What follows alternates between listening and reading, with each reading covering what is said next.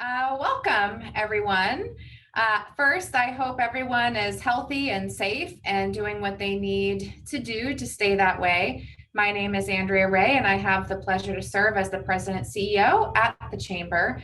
And on behalf of our board and staff, welcome to our SMART Southside Mitigation and Recovery Task Force webinar, which is part one of a multi-part series on leadership.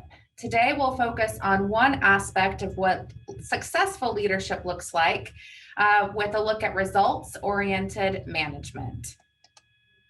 This copyrighted webinar is presented by the Seattle Southside Chamber of Commerce and may not be reproduced or retransmitted in any form without the express written consent of the Chamber.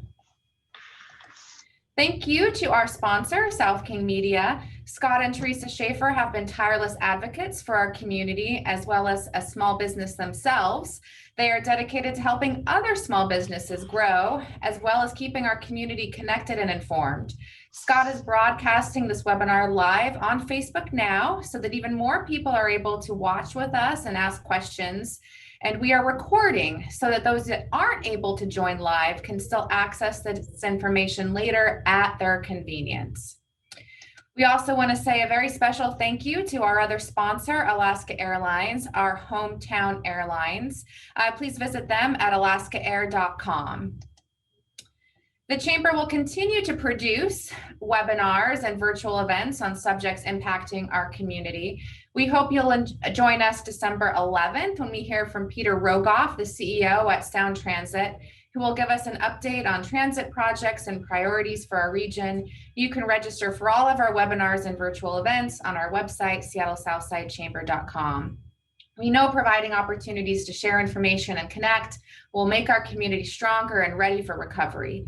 We hope you can join us for more of these opportunities, and if you or your company is able to donate or sponsor our work so that we can continue to serve our community in and through every challenge, it would be greatly appreciated. Every little bit helps. Even a donation of $1 brings us that much closer to recovery and keeps our nonprofit strong and able to serve our community. Thank you. Before I introduce Dr. Solomon Uwadiale, our speaker today, I did want to just do a few housekeeping items. So those of us who are joining on Zoom, when we get to the Q&A portion of the presentation, then you can go ahead and type your questions into the Q&A and we will answer those live. If you are joining us on Facebook, you can type your questions into the comment section on Facebook, and Scott, who will be monitoring that Facebook Live, will copy and post those into the chat here so that I am able to facilitate that Q&A at the end of the presentation. And now it is my honor to introduce Dr. Solomon Uwadiale, our speaker today, a successful author, keynote speaker, executive coach, facilitator, principal management consultant with Trafton International Consulting Group, and my personal friend, affectionately, Dr. Saul. Take it away. The presentation is yours. Okay. Well, thank you, everybody. Thank you for the introduction.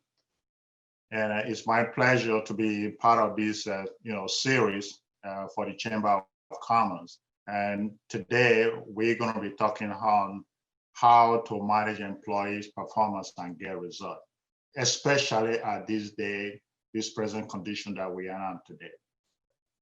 Okay, so who is this webinar for? That's the first question that I want to discover. If you're an executive, yes, this webinar is for you. If you are a middle manager, this is for you. If you are a frontline manager with responsibility, this is for you. If you are learning and development professional, this is for you. And if you are a human resource professional, yes, this is for you. And anyone leading remote workforce, this is for you.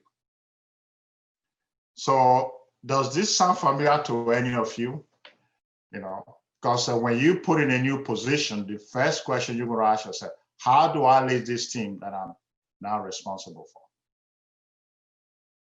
Because you come for interview or you get promotion and you work really hard to get that promotion, to get to that next position. But inside you, you're going to be asking that question. How do I lead this team that I'm not responsible for? Next question that you might be asking yourself would be, how do I develop team members when I'm not physically with them, especially at this time, because a lot of people are working, remotely. How do I get my team to work harder and do what I want them to do? That is very difficult. How do I create a fully engaged team to get a result? So I just want you to ponder this. If this is familiar to you, you are in the right place. So based on the question I was just asking before, so in today's webinar, what we plan for you to learn would be number one, why leadership is required in the current workforce, especially with this COVID-19 situation where we are right now. Because it's going to require leadership with new skills. And that's where we want to address today, your responsibility as a leader. Then we're going to talk about how to lead effectively with engaged workforce to get a result. Because we're going to talk a little bit about that. How do you get a result as a leader? Because you have a team now that you are working with. How do you make them do what you want them to do? Also, we're going to learn why your staff will not do what you want them to do. And this can be a headache. It can be a nightmare for some leaders or some managers. Then we're going to learn about the importance of creating a high-performing team, because you need to have a high-performing team to get results. Then we're going to learn the key elements of creating, a successful team. Then we're going to do some reflection, because most of us as leaders, we forget to show appreciation and gratitude. And so we're going to do some reflection on that. Okay? So I just want you to keep this in mind. This is what we're going to be learning from this presentation here today. So let's do a quick exercise. So I want you to take out a blank sheet of paper. Let's take a look at yourself right now, that self-awareness. So I want you to write down at least 5 things that make you special or unique. Your key personal achievements and successes. So take a look back. What makes me unique among my peers?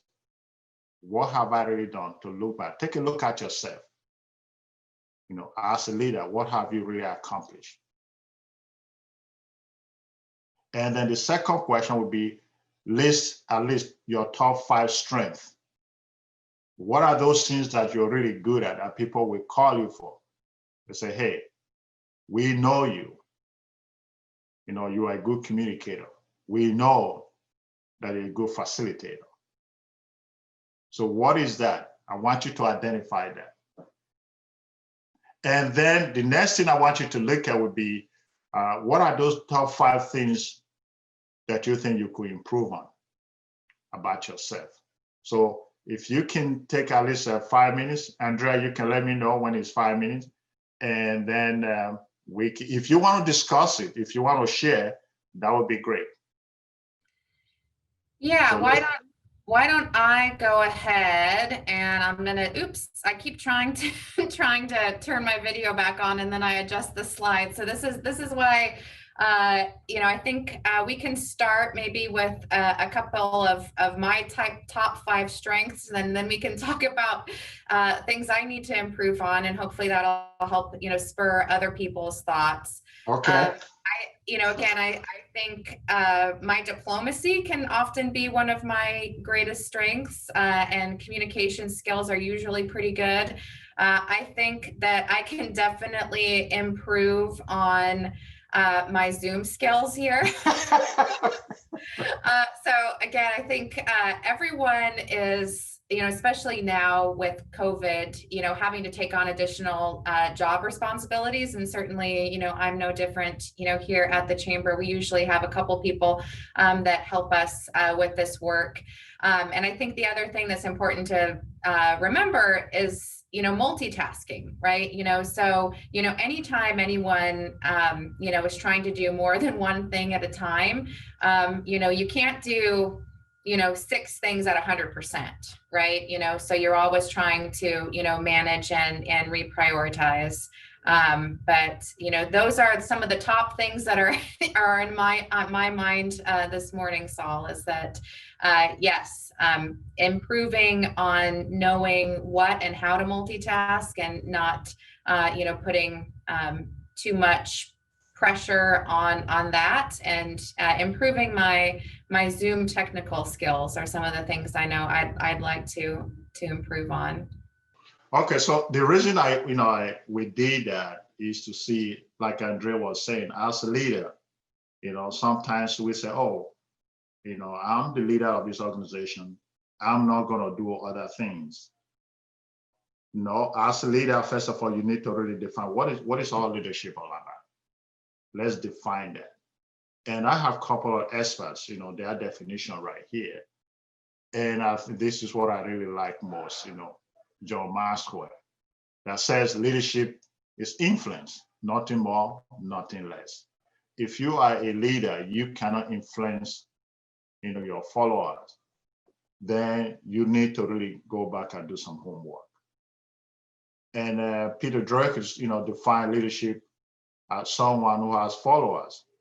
Because again, if you, as a leader, you don't have people following you, you're just taking a stroll. Because I read that somewhere, somebody made that quote. So as a leader, you have to be able to inspire, and people admire you based on your accomplishment, how you make people feel, and that they're going to follow you.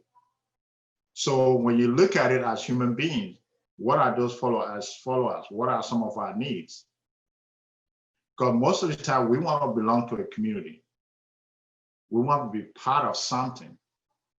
And so that's why sometimes you have some really dynamic leaders, they're able to persuade people, on the wrong side, because people are yearning to belong to a community. They want to be part of something big. They want to be part of something interesting.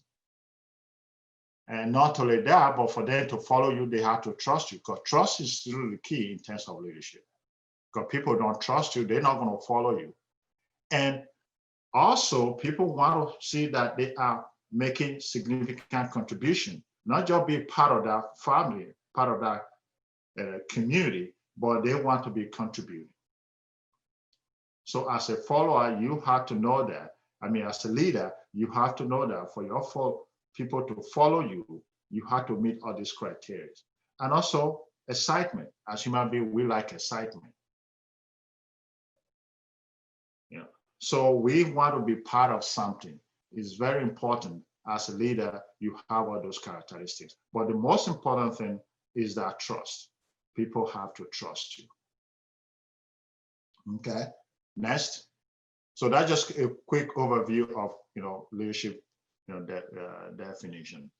But as a leader, look at this graph, what we say right here. Leaders, you are put in place to get results. Because that's the most important thing you have to put in place. You are put in place to get results. And that means knowing what you do. You have to fully understand, what do we do for this organization? Then why do we do what we do? What is the mission? Then the next would be, how do we get it done? How do we do it? So this is critical. But you can see now, for you to do that, you have to have a team. You have to have people that are fully engaged, that can buy into your vision. If you don't have that, it's not going to work. So that's the key of leadership responsibility. How making the people to do what you want them to do. You can get results through the people. You cannot get results all by yourself. And even when you get a result, it's not going to be the same thing. And you can see an example right now. Andrea, as the CEO, got the staff there and not there. So now she's multitasking. She's trying to do everything. But she's has to adjust. because it's critical for leaders. You have to have that adjustment. You cannot sit back and say, okay, we scheduled this webinar, and Andrea cannot sit back and say, well, I don't have my staff, so I'm not going to do anything about it. Let's postpone it. No, it doesn't work that way. The show must go on. That's why flexibility comes in. Okay, next. So it's I get this question a lot. People always ask the question, what is the, that distinction between leadership and management? So as leaders, how does my responsibility differ from managers? You can wear both hats. You can interchange. But I just wanted to kind of go through a little bit now some of the distinctions. Where the first one you want to look at in terms of focus.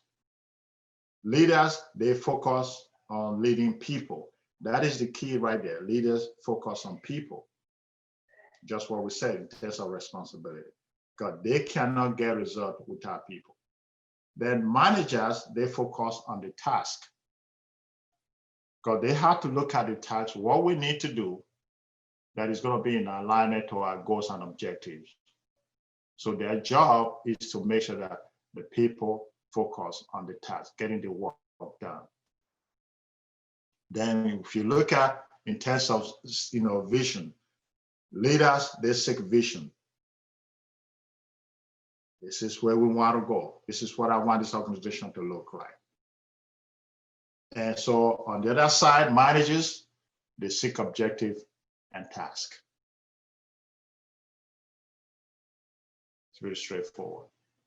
And like we said before, in terms of the definition, leaders, they have followers, whereas managers, they have subordinate, the staff, because they focus on the task. They need the people to help them to get those tasks accomplished. The next one, for leaders, they are more global. They look at the big picture.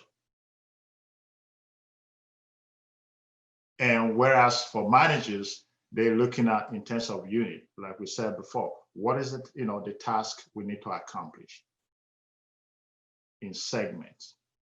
But as the leader, you're looking at more global, perspective. Where is this organization going? What are we all about? So in 10 years' time, how will I see this organization? Whereas manager, I'm looking at right now, short term, what we need to accomplish right now. And for leaders, they facilitate decisions on issues. So which means what we need to do, leaders, you don't have to do all the talking. You encourage other people to participate when you're making decisions. But you get their input, everybody, chime in. Then at the end, you have to make a decision. And so whereas managers, they're making decisions on issues. But the leader, you're going to facilitate it. As a manager, you have to make a decision now to get that job done. So in terms of power, because people look at that, for leaders, you have to have, charisma to influence. You have to be able to inspire people. And they affect change. If we're going to change something in that organization, they're the one that bring that up. Whereas as managers, they use formal authority because I'm the manager for this department, for this unit. But you still need to talk to people with respect and to get that job done. In terms of appealing, for leaders, you have to appeal, they have to appeal to your heart to lead. There's no authoritarian, strategy anymore. People are not going to listen to you because you sign my paycheck, you're going to bully me, do what? No, people have option now. They say, you know what, I'm going to lead. But you have to appeal to their heart. And as for manager, they appeal to the head, to your head to manage, because now they focus on the task. So I just want to give you an overview, the distinction between leaders and managers, but you can interchange. you can wear both hats. So this is, I just want people to get, it's very important. Okay, next. Okay, so as a new manager, you put in position now. So you say, well, let's kind of look at it, what you need to do. And because you're getting a new promotion, and it's time for you to get ready and get started. And as a new manager, what happened, because you went through that interview, with flying colors or through promotion, because you were very efficient in what you do, that they promoted you to the next level. But guess what? Once you're in that position, all eyes are on you. Why? They want to see what you're going to do in that new role. Now you have a new responsibility. So it's critical for you to understand that. And sometimes, people, they get so excited or get so pressured and they miss the ball. But what I would recommend to you, take a deep breath and settle down. If you can kind of look at, we go through this slide to have understanding as a new leader or a new manager, what you need to do, you're going to be very successful. So knowing that all eyes are on you in your new role, so you need to do certain things. You're going to need new skills to keep employee engaged. Because remember what we talked about before, you cannot get things done without people. So if people are not fully engaged, they're not going to accomplish anything for you. Okay, so you need a new behaviors to manage others. Because again, you have to learn, how do I get my people to do things that we need to accomplish? You have to make some adjustment. You have to have new behavior, so behavior modification. You have to change how you usually do things. Because sometimes when people get promotion or where they are now, they think, oh, what I've accomplished before is going to keep me in that place. No, things are changing all the time. You have to have some adjustment in your behavior in managing others. Most importantly, is for you now, you are held accountable to get a result, because you are put in place to get a result. So if you're not getting a result, then guess what? You're not going to be in that position long. So you're going to need some guidance. How do I get a result in my new role? You have to have some guidance. And also you have to commit yourself to learning new strategies. Again, you can't say, well, I'm okay. No, maybe your ideas that made you to be successful before, now you're in a new role, is going to be different, especially at this time.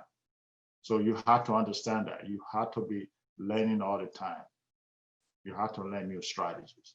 Because I talk to some people, they'll say, oh, I've been doing this for 30 years. Yes, but that's 30 years ago or 10 years ago. But now we're in a different era. So you have to be learning new things. Right now, like Andre was saying, we have to be, technically competent. Yeah, you cannot be waiting for somebody or your staff didn't show up, then we're not going to get things done. No, we have to know how to, do Zoom presentation. We're all learning. So you have to be able to do that. That's one thing. So you have to learn new things. Okay. Next. So now the question I said before, how do we get results? We get results through people, and most importantly, for them knowing what their expectations are. We're going to talk a little bit more about that. And once people understand their expectation, and then the employee can be fully engaged. So we're going to be talking about employee engagement. What does that mean? So this is, if you just look at this slide, as a new manager or a leader, this is how the result.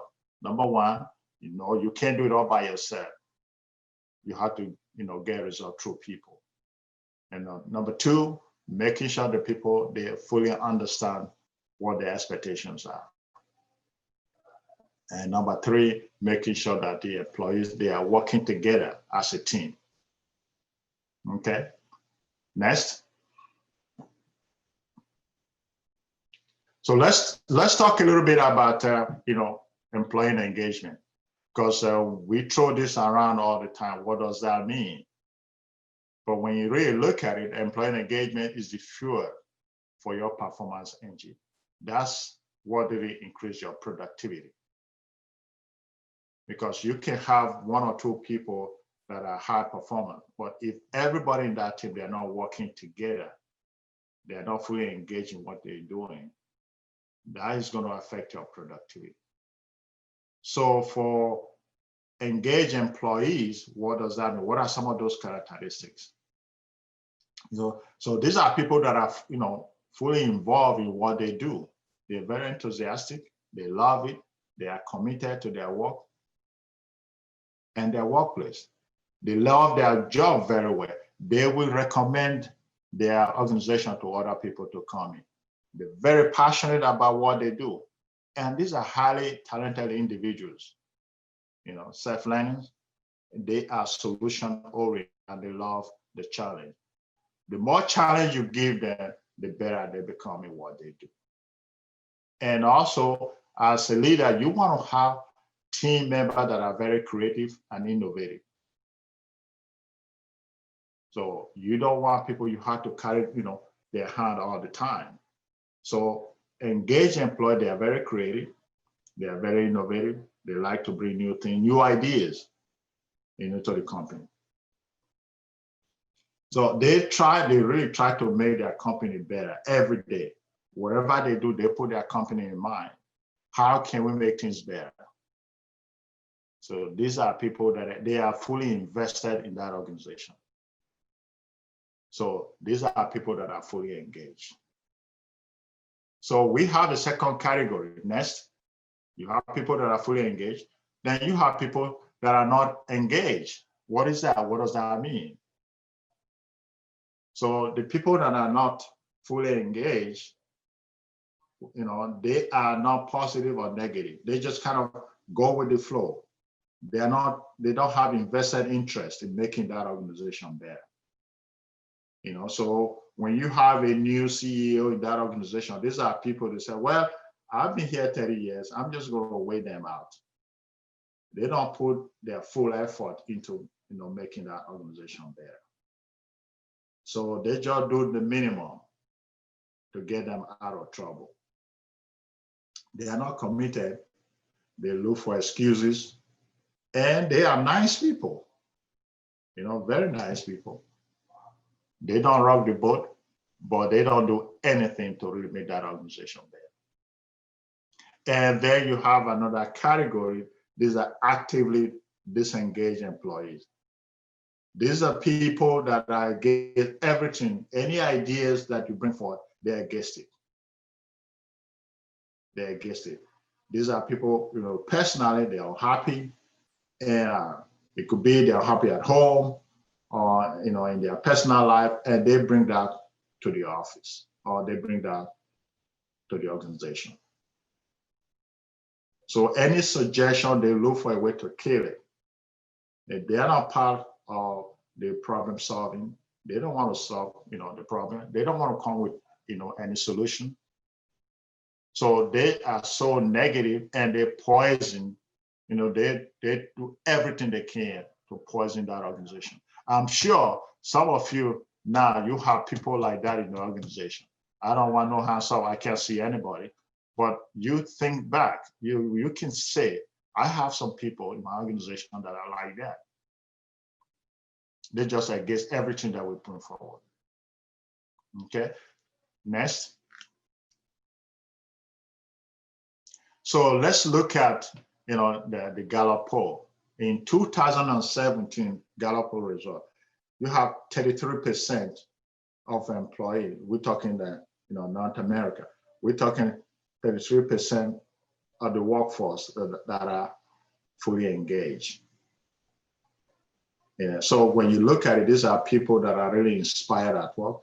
They have exceptional manager because again, for people that are fully engaged, we talk about they are solution oriented. They have a manager who inspires them, who allows them that freedom to do things, to be more creative and be more innovative.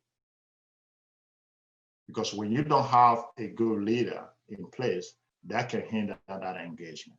So that was 33%. But the same Gallup poll in 2013 was 30%. So you already increased 3%. So that's a very critical component in terms of employee engagement, especially at this time with our workforce. And with 33%, then people that are not engaged, you have 51%. So on the whole, you have 67% are disengaged. They are just there. So imagine that looking at your organization where you have only 33% are engaged and only 67%, the whole 67% of the workforce, they are disengaged. And these are people, it's just bodies, they are just body in position, but they are not contributing to the welfare of that organization. So as leaders, I want you to take a critical look at this data that we are showing here. How can I make it better? Look at the organization individually. How can you make it better? There's room for growth. But if you know exactly what employees they need on how you can make them fully engage in your organization. Okay, next. So the question you're going to ask yourself, why should I care? Why should we care? The cost is pretty high. So look at the cost. The financial cost is 450 billion to 550 billion annually. That is costing organizations, people that are not fully engaged. So not only that, but the human cost, people, the emotional well-being, costing the happiness, your security, your welfare, your health. These are some of the costs, because again, if you're spending all that time, because we spend most of our time on our job compared to how we spend our time with our family. So this can be really detrimental to your health. And so that's why you have that human cost. So, but when you look at it on the total aggregate, for employee disengagement rests on poor leadership. Rests on poor leadership. So especially at this time, 53% of our workforce are now working remotely. So that was a Gallup poll 2019, but based on the pandemic. But that survey was taken again March of 2020. It jumped to 61%. So what does that tell you? We now have to focus on how we do business these days. Because more people are working remotely. So as a leader now, that's where the adjustment comes in. You have to make that adjustment. Okay, next. So when you have fully engaged employee, that helps you to create that high-performing team.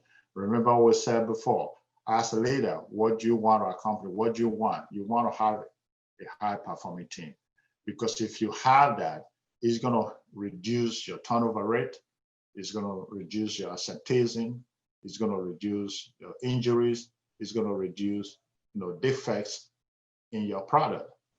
At the same time, it's going to increase customer service, your productivity, and also contribution financially, not only that, but to your community and the environment. So if you look at this, you can say, why do I need to invest in employee engagement, both physically and also in a remote fashion? So we're going to talk a little bit about that. Okay. So I want you to look at this. Why do you want to have a high performing team? Next. So you want to look at it and get the question you're going to be, pondering in your head. Why do I have a low staff engagement, as a leader? Like I said before, the first thing you need to look at is your leadership role. Because as a leader, if people don't trust you, they're not going to perform. They're not going to contribute. Lack of trust. So we're going to talk about how do you create trust in your organization. And a lot of people, they want to improve, career development. But sometimes, we look at training when things are tough, we say, oh, we're not going to, invest in training. But then on the other hand, you are looking to increase your productivity, but you will not spend time on career development. So this is one of the reasons, lack of career development. That's why you have a low staff engagement. Another area, lack of recognition. People not feeling appreciated and valued because they improve their skills. Well, sometimes a leader, we don't recognize employee skills, that they are bringing in. Sometimes we take it for granted. So people feel that, oh, I'm not being recognized. I put in all this time, in my work. I'm not being recognized on that. So next topic I'm going to be working on that will be how do you do remote recognition. So I'm going to be developing that. So we need to really find a way to recognize our employees for any little thing that they do. And also based on that, team spirit and pride is not there. People don't feel that they're not working together.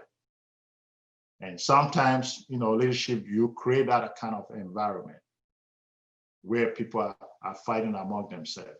You recognize some people, they do little things, but sometimes you ignore some folks. So when people see that, and you cannot really have a full team engagement when you have that kind of spirit. Okay.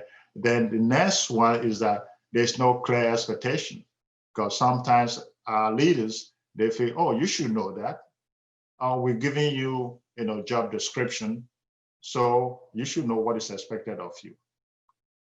But we don't make that clear, and also we don't provide enough feedback, ongoing feedback. When you don't do that, then you're going to have low staff engagement.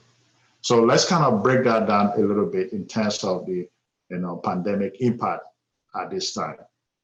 Now we have that social distancing and sense of uncertainty. Because why is that? If you look at the state of Washington right now, we don't really know how this thing is going to end up. Okay, so which means, before we have cubicles, I can go to your cubicle, ask questions, we have a conversation. But now with social distancing, that's kind of creating some challenges. And also for leaders, now you cannot really provide, that face-to-face, feedback that you used to give to your employees. So which means you have to make some adjustment now. How do we provide that kind of feedback? And also sometimes you have people that have been working in that organization for a long time, and they like that face-to-face interaction with coworkers. Some people, they're happier when they come to work. And so now with this pandemic, impact, you're missing that. And that is going to affect your employee engagement. So people kind of working in isolation.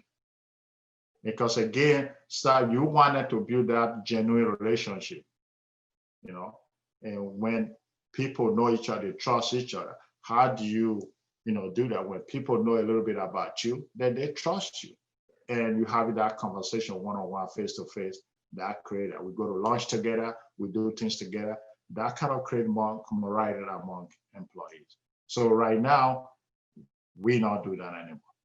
And that's also impacting our staff engagement. Okay, next. So the question now would be, how do we create effective and high-performing team? So that's the question, I wanted to kind of go through a little bit. So how do we do that? Number one, we said to keep them engaged. Number one is to build trust among your team members, because this is critical, building trust. Because trust is built on your character, telling the truth. Not try to, these days, I watch TV, they say alternative facts. People are not interested in alternative facts. You have to build the real trust. You have to say the truth. And things are not going well, let the employee know. And so they can be part of the solution. So the question I ask a leader, how do you build trust? Number one, you have to create that culture. You're responsible for creating that culture of trust. It's very important you do that. And you have to make people open up to each other. But it has to start from you as the leader. The first thing, people have to know, your story. Now, sometimes people will say, no, I don't want to expose myself. I'm just here to just get the job done. You don't know anything about that employee. You don't build trust that way. You have to be able to tell your story. And because when you tell your story, I can relate to you. Then I say, oh, and for instance, for my, like myself, you can say, I went to college on trial scholarship. And now we have something in common we can be talking about. And so if I have challenges, I'm not afraid to come to you to ask for help because we're able to build that trust, that good relationship. So that's how you build trust. You open up, you tell your story. People know a little bit about you. So what is the lack of trust? When people don't trust you, it can be expensive. Because when people don't trust you, what happened? They make up their own story about you as the leader. And when you say certain things, they're not going to believe you, and they're not going to do what you want them to do. Okay. And the second area how you build, high-performing team is effective communication. So as the leader we talked about before, you have to set the direction, the mission and the vision, the value and expectation of that organization. So as the leader, you have to provide that clear direction where we're going. You have to communicate that. When you don't communicate that clear direction where we're going, guess what? That's why you have, disengaged employees. They're just coming in, they're just there because they don't know what we're supposed to do. And also encourage healthy debate for ideas. When you have a lot of ideas coming in, sometimes you try to dominate that conversation as the leader. You do, staff meeting, you do all the talking. You just want to hear yourself. No, you need to encourage people to debate around ideas, conflicts. Sometimes that is good. When you debate around ideas, then you get the best out of it. Okay, because I remember when I was writing my second book on public leadership, I interviewed the governor, and she told me, she said, sometimes I hate group, thinking. He said, when I have really critical issues that I want to make decision on, where all the executive, come, we are discussing that at the cabinet meeting. He said, but I hire, I talk to somebody to come in that we cannot, bring a little bit of disagreement, whatever idea do you bring in. So what happens when she does that is that it creates more debate. And with more debate, you have better ideas. He said, I listen to both sides. Now I'm able to make really good decisions. That's what leaders do. You listen to the debate, you encourage that, and then you make good decisions, make the best decision. And also, you have to display good respect, for thoughts and ideas, because people are going to come in. It's how you communicate that to me that will encourage me. If we start meeting, how do we communicate with each other? That is very important. And that will encourage more ideas to come in. No matter how stupid you think that idea is, you respect it. But at least give everybody an opportunity, to think about it. And most important, avoid group thinking, okay? So the next one, focus on objective of the organization. Because again, when we write goals, it had to be timely. You have to write it down. then have to be clearly communicated. Because when you set goals and objectives, most of the time, people throughout the organization, they are not fit. So you need to clearly communicate that so everybody understand, the goals and objectives. So make sure it's in alignment with the organizational mission. So when we know what we're supposed to do and everybody doing the same thing, we're in alignment, then we can really increase our productivity.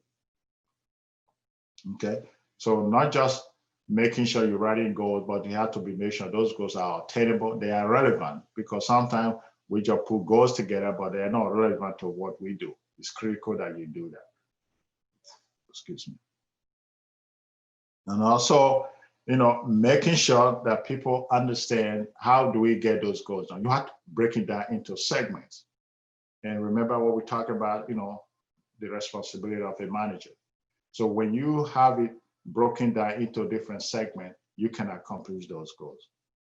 And also you need to do a regular check-in, because sometimes we just set the goals, we don't check in. So how do we do that in small unit? We can use the huddle as a tool. I used to do that. So every morning, about 5 minutes, so everybody can kind of talk about what they are doing towards that goals and objective that we set in place. So now we know what everybody is doing at the same time. We do that maybe every morning, 10 minutes, that's much. But sometimes we don't do that as leader. We're so busy, but we don't go back and see what the employees are doing, working together as a team. Okay. So the next would be our personal responsibility for success. That's how we create, a really high performing team. So what does that mean? As a team,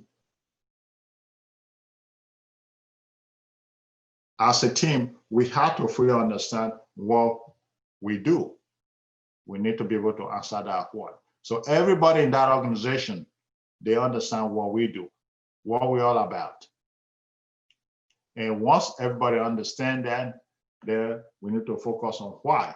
Why do we do what we do? It's critical that people understand the why. Then once you fully understand the why, you say, okay, how do we get it done now? So everybody is working together towards that goal. Okay. So it's important. Then once you have that, now you can hold each other accountable.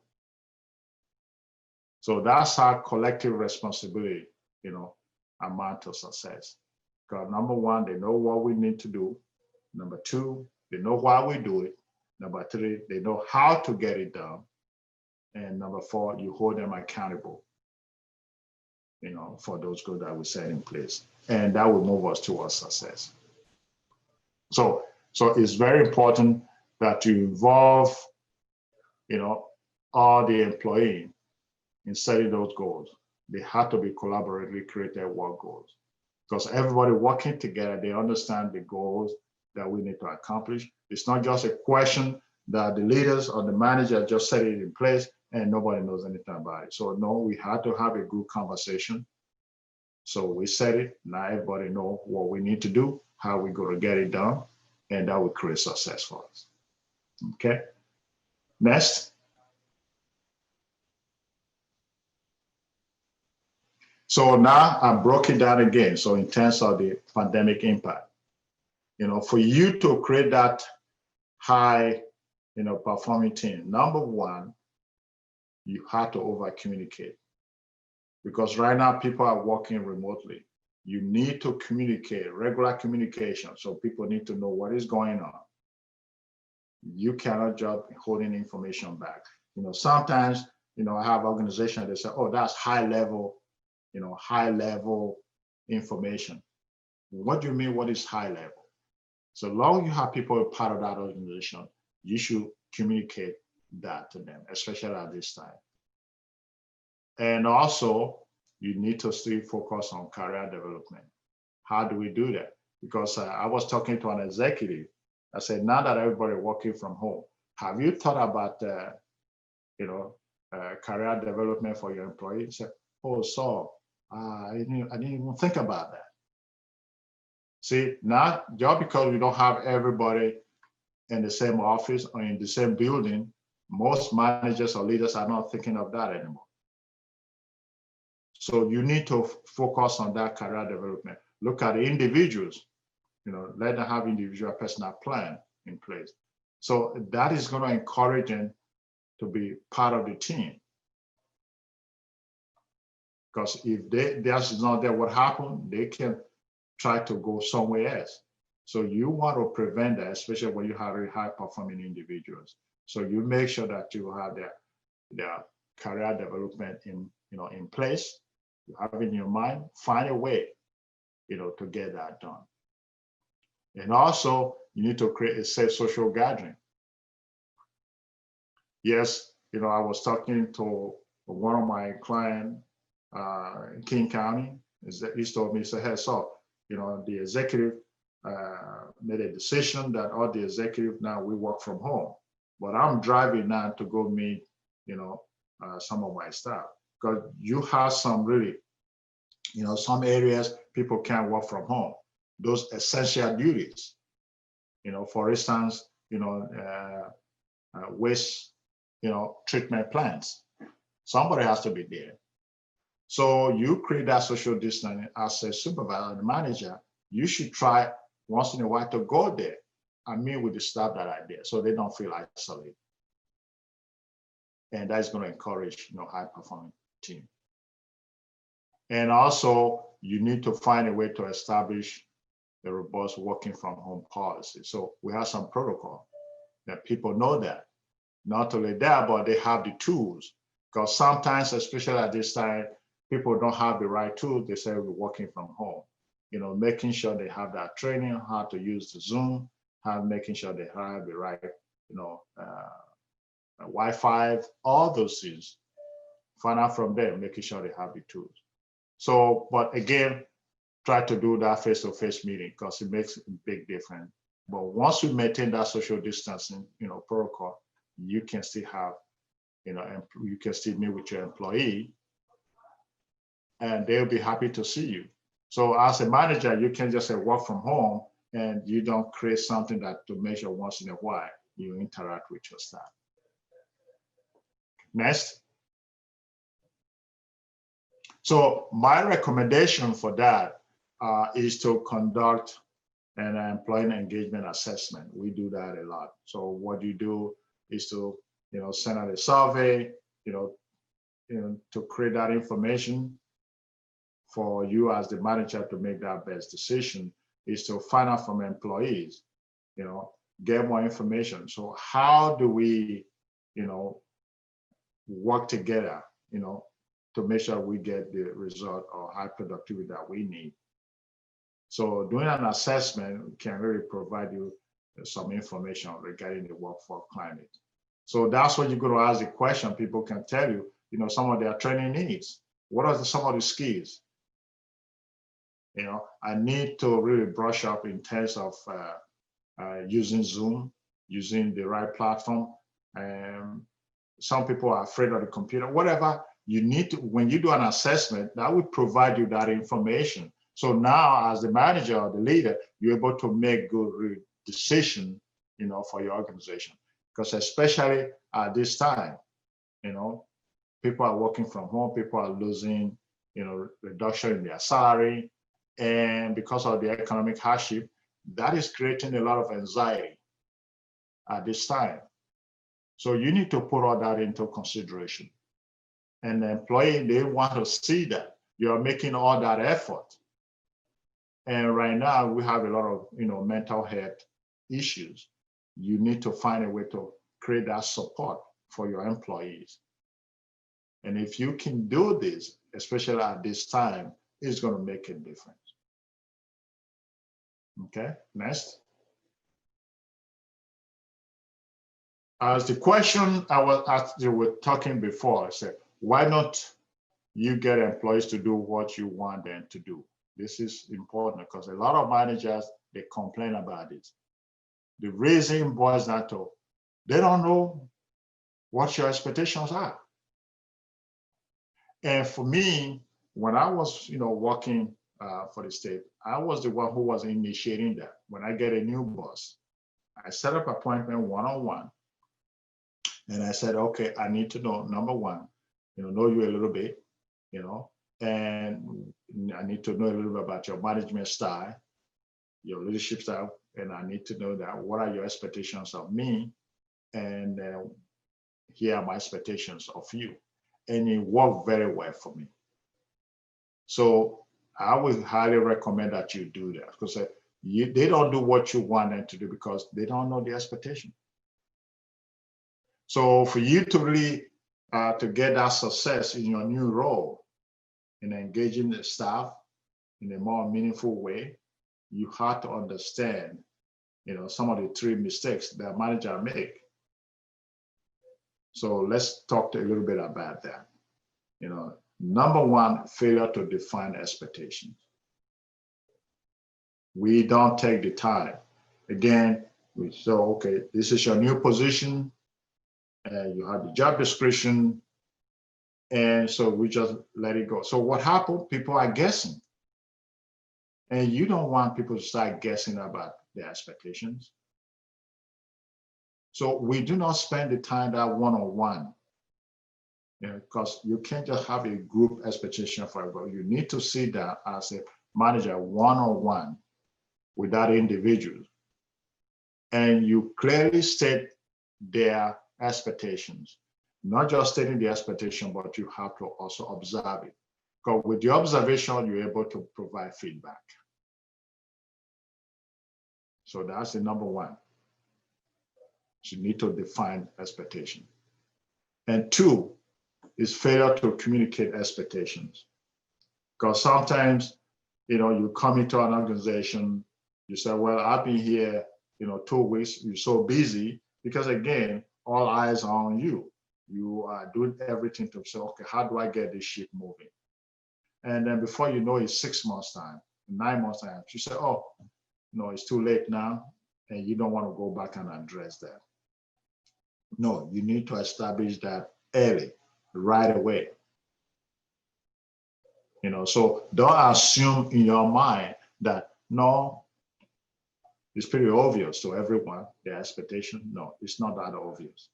You need to communicate that to everybody, one-on-one, sit down with them one-on-one. Number 3 is failure to maintain a focus on expectation. And so what I mean by that, sometimes we set it, we forget it, and then we're waiting for the annual review. And so even if I'm doing something right or doing something wrong, I don't know about it until my end of the year when you do my annual review. And guess what? It doesn't really mean anything to me. So it's meaningless because you did not tell me that I was not meeting my expectation 3 months, 6 months, or 7 months ago. Now, at the end of the year, you say, oh, you were not meeting expectations. No. A lot of managers, they forget to do that. So failure to do that, to focus on expectation, will result to people not doing what you want them to do. Because if you do a follow-up, because what happens sometimes, I can say it right now, things change. So expectation can change anytime. Sometimes can be outdated. So you need to be on it all the time, because based on our present situation right now, where we are, expectations are going to change. So if you're on it all the time, then people will do what you want them to do. So you have to do that regular feedback.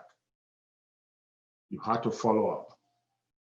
So these are the 3 things why people don't do what you want them to do. 1, failure to define expectation. 2, failure to communicate those expectations. 3, failure to maintain a focus on those expectations. If you do these 3 things that we just talked about right here, you will find you will have a really high performing team. People are going to do what you want them to do at the right time, at the right place, and your productivity is going to shoot up.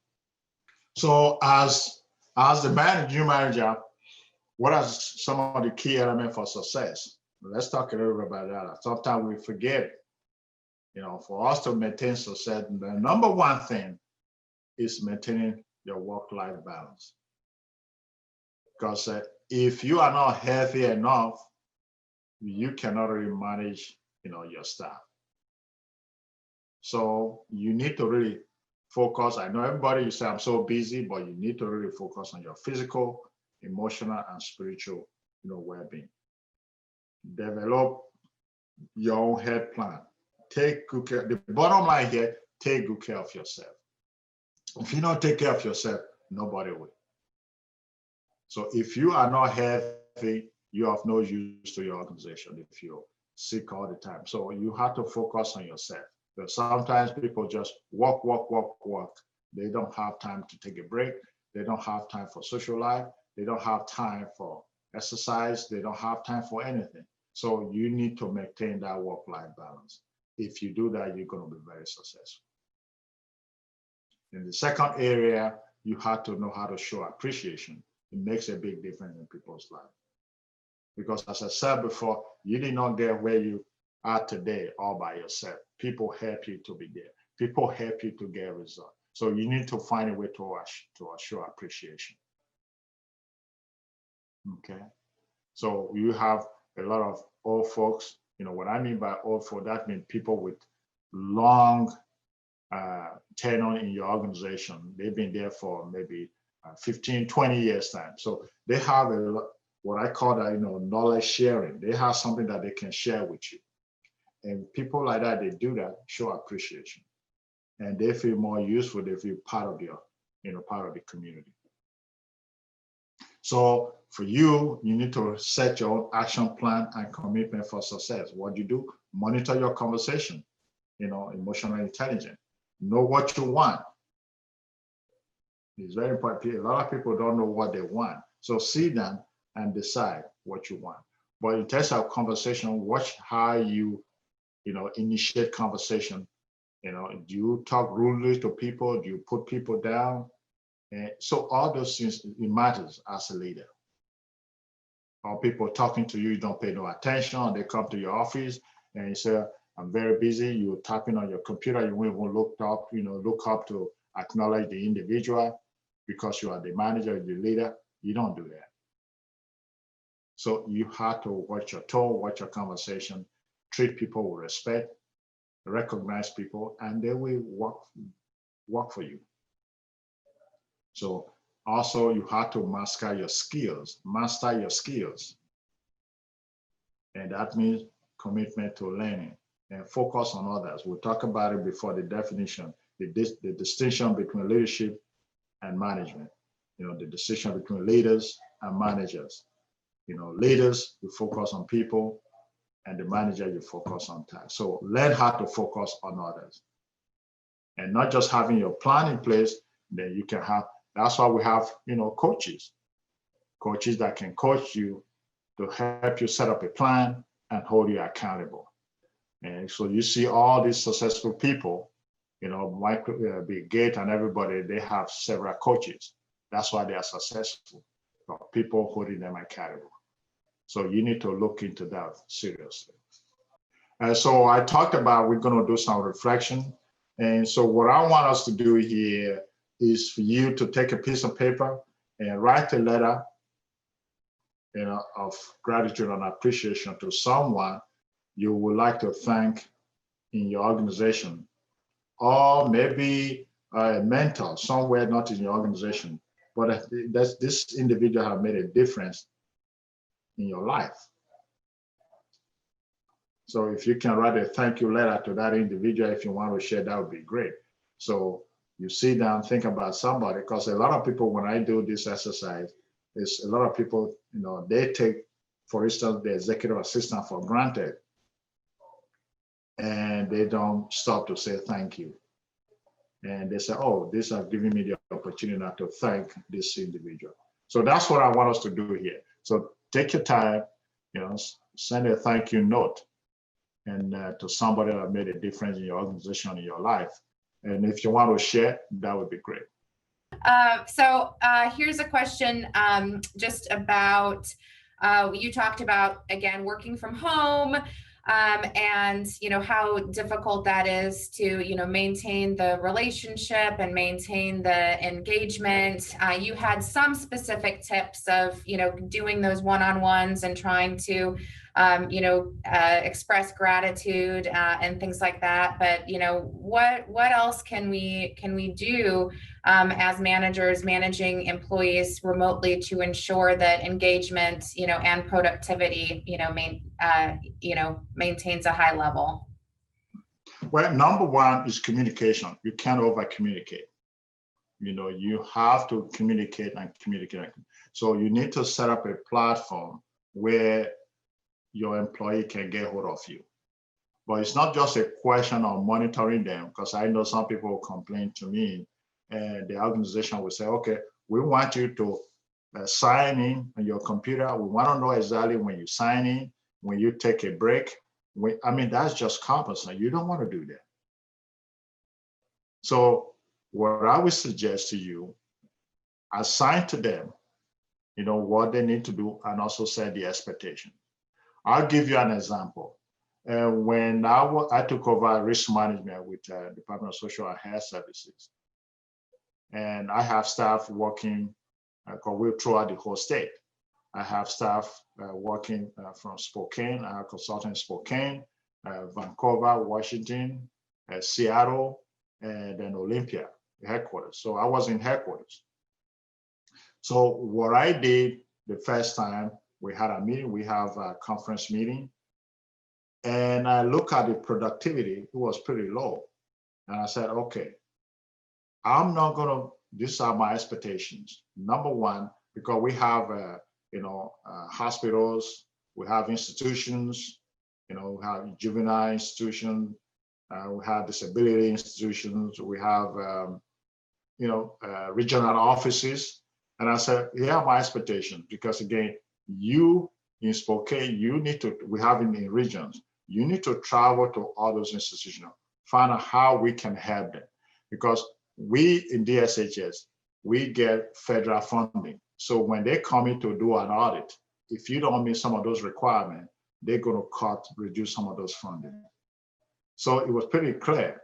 What we do, we go out there, work with the superintendent, work with the managers, and find out, areas that they have some difficulties.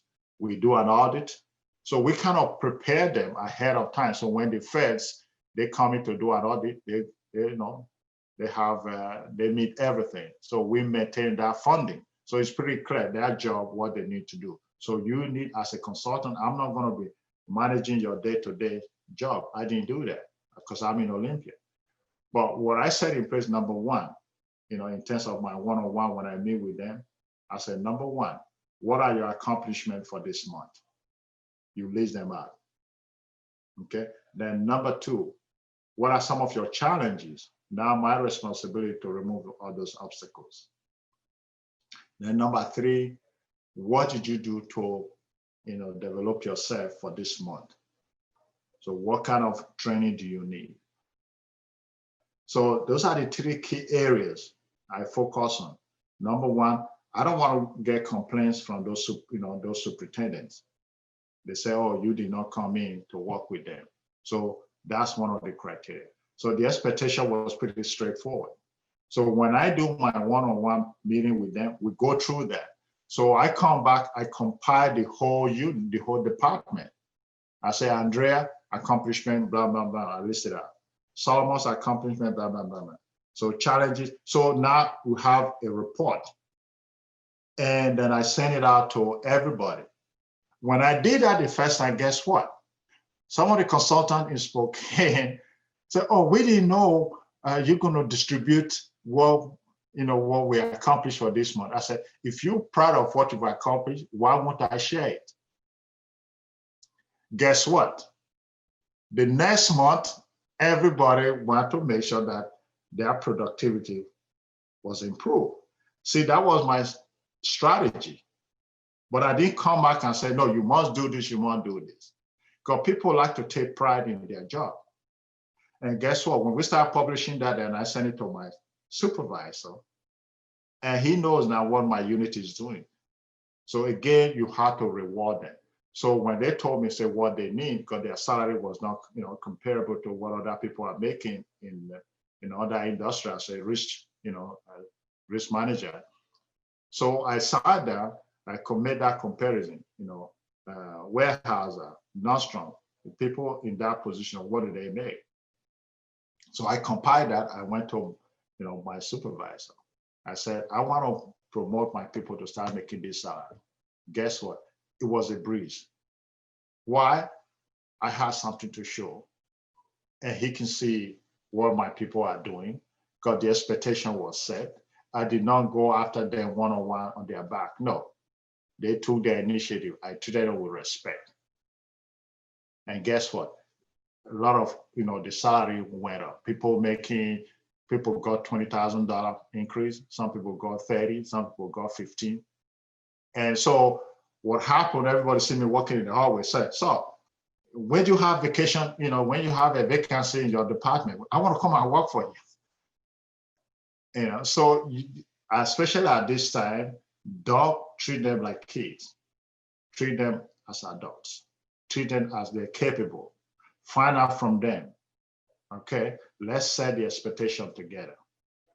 So what are some of the challenges in the way that I can remove? What are some of the tools that you need? Don't start telling them what they need. Ask them what they need.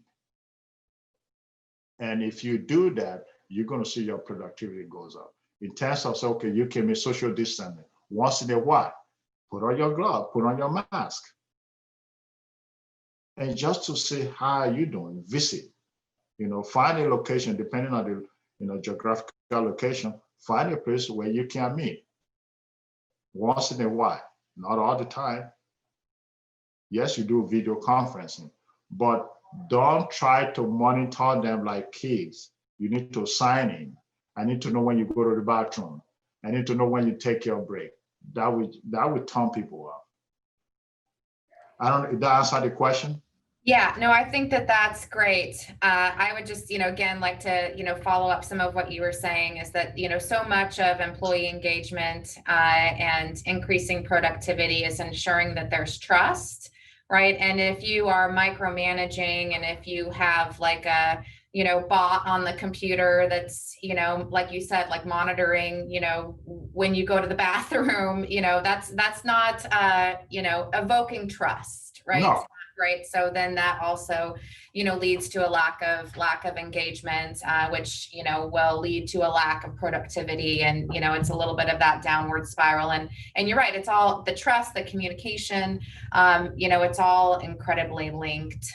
So I appreciate that. Yes, that answered that question. We have two other questions here. I want to make sure we have a chance to get to. Just a reminder for everyone, if you are joining us on Facebook Live, you can type your questions into the comment section. And for those that are joining us on Zoom, you can also use the Q&A function on the Zoom webinar to type your question in. I do have two other questions. Like I said, I want to make sure we have the time to tackle. So we talked a lot about how we can provide feedback kind of going down the chain, right? So, leaders or managers, down to employees. How can employees, manage up, right? How can they provide feedback up so that managers know whether or not they're being effective and leaders know whether or not they're being effective? You talked about kind of surveys for employee engagement and things like that. Would that be something that you would also recommend that managers would kind of send out a survey that's just, hey, how am I doing? Do an assessment on myself as well, similar to, just an annual review system. Is that what you would recommend? Well, when I said do an assessment, and I'll give you an example, an executive called me, he said, I have a new team. I don't think he would mind that. And he had 6 people, with 6 departments reporting to him. So he's way up there. He has 6 people reporting to him. He said, hey, Saul, I want to do some training because I've been with this team. So I wanted to know each other better. I said, okay, let me do an assessment. Talk to the manager, those director one-on-one. And I did that. And they were able to really express to me some of the challenges that they go through. One thing that came out is that just because his position is more political, and he said, he will give an assignment. As you are working on that, he will not even put into consideration he's giving you that task to do. He will come back again based on the political pressure. He will just dump another thing on you. So he just keep on piling on you. And so they said that is very difficult because of his personality. We are afraid to talk back. So when I did the assessment, I was able to extrapolate that. When I sat down with him one-on-one, the first thing, who said this? I said, no, it doesn't matter who said it. This is your behavior. So if you want these people to be more productive, we have to change that. And I said, how do we do that? I said, you have to, first of all, when you give an assignment, find out, sit down with that person one-on-one, explain to them, this new assignment is critical, but do you have time to, when are you going to finish the first one I'm working on? And then I'll bring in this over now. So let's work out the deal, how we can get this done. So not putting unnecessary pressure on that individual. And guess what? When we finished, he hired me to be his executive coach. After I finished my first assignment. So I was his executive coach. Now I was working on his behavior modification. And now everybody's, getting, everybody now in that organization, they were happy. I took them on a retreat. We did the whole day team building and to build that trust because the trust was missing. So we started with that trust. How do we do that? Each of them have to stand up and say something about their life. And some people say, oh, that's why you are a brat. You're the only child. We did not know that. You want everything you want now, you want it now. But again, you have to be authentic, telling you who you are. So when we did that, we're able to raise the trust level. And with that, everybody started working well together. So it became a really strong, performing team. Does that answer the question? Perfect. Yeah, absolutely. So then final question, you talked a lot about, showing gratitude and, conveying gratitude. What are some other ways other than, writing a letter that, managers and leaders can show gratitude to their employees, especially now, where, as you mentioned, the economic constraints for our community is pretty tight. So whereas perhaps in previous years, there could be, here's your year-end bonus I'm showing you gratitude with, right? Some of that is just not feasible this year. So do you have any other ideas or thoughts on other ways to show gratitude other than a note or compensation? Well, as human beings, we crave for significance. That is critical.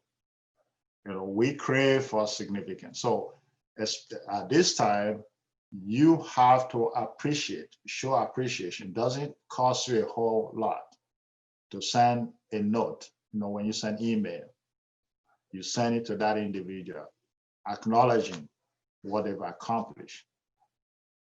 Because setting up is a whole recognition program. There's a different way you can do that. Now, because of social distancing, you can, sometimes you can, if you have a lot of restraint, what will it cost you to kind of spend some money out of your pocket? $100, and somebody to go get, coffee from Starbucks, whatever you're going to get. Just show a little bit of appreciation. You don't have to buy a whole car for somebody. You don't have to give that whole, bonus, $10,000. You can't, but just show that, hey, I'm somebody. I recognize you, your contribution, what you are doing for me. I really appreciate it. People love that than you giving a whole lot of money. So yeah, money is good, but it's just the acknowledgement. You don't want people to remind you. It's just like your wife. When they, change their hair color and all that, they come into the house. If you don't acknowledge it, you're in big trouble. Just little things like that makes a big difference. So you have to show that acknowledgement. So try to make sure that people want to feel significant. They want to feel part of the community. So now that we are working from home, hey, if maybe early in the morning, you are not checking on them. You just send a short email, just checking on you, say, how you doing? Hope your day is working well. So if you have any question or if you need any of my assistance, please don't hesitate to call me. And if they call you, return the phone call. Don't wait, I'm so busy. No, create the time to make sure that any of your employees, they call you, return their phone call back. They send you an email, don't wait for five days before you return back. Oh, I'm so busy. No, create that time for them. And they will show that, that now he recognized that I'm contributing to the success of this organization. I appreciate that, Saul. Thanks so much. I am sharing a slide that has your contact information on it so that if people do want to check back in with you, they know how to do that. I wanted to, again, just thank you so much for being here. This is the first part of a leadership series, so we will be bringing more content to our membership. We do have more virtual events coming up. December 3rd, we have our annual meeting and holiday virtual event that will be at 11:30. And then the morning of December 10th at 8 a.m., we have our legislative breakfast. We're thrilled to have Lieutenant Governor-elect Denny Heck will be giving our keynote presentation on that. And again, just want to say thank you so much to you, Saul. Thank you to Scott Schaefer and South King Media. And of course, thank you to everyone, who took an hour and a half out of your day this morning to join us and learn a little bit more about how we can be more effective working together with better communication and trust in all that we do. Thanksgiving is next week. We wish and hope that everyone has a happy and healthy Thanksgiving. So goodbye, everyone, and have a great weekend. Thank you. Great. Thank you all.